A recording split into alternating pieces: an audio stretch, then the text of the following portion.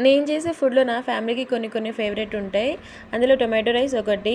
హోటల్‌లో కూడా అంత టేస్ట్ ఉండదేమో అనిపిస్తది. అంతే కొన్ని మనకి ఇంట్లో అలా కుదురుతూ ఉంటాయి. దానికోసం 3 టొమాటోస్, 3 ఎండుమిర్చి ప్యూరీ చేసి పక్కన పెట్టేసుకోండి. తర్వాత ఆయిల్ వేసి ఆయిల్‌లో 1 స్పూన్ ఘీ వేయండి. ఫ్లేవర్ బావుంటుంది. బిర్యానీ స్పైసెస్ తర్వాత ఆనియన్స్, పచ్చిమిర్చి, కరివేపాకు అది వేగిన తర్వాత కొంచెం అల్లం వెల్లుల్లి పేస్ట్, టొమాటో ప్యూరీ తర్వాత 1 టొమాటో పీసెస్‌గా కట్ చేసి వేయండి. మనకి రైస్‌లో మధ్యలో తగులుతూ చాలా టేస్ట్‌గా ఉంటుంది.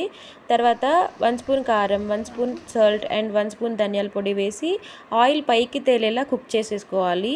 తర్వాత కొంచెం కొత్తిమీర మనం రైస్ అందులో వేసేసుకొని 1 మినిట్ అలా ఉంచిన తర్వాత జస్ట్ అలా కలుపుకొని తర్వాత 1 ½ గ్లాస్ వాటర్ వేయాలి 1 గ్లాస్‌కి.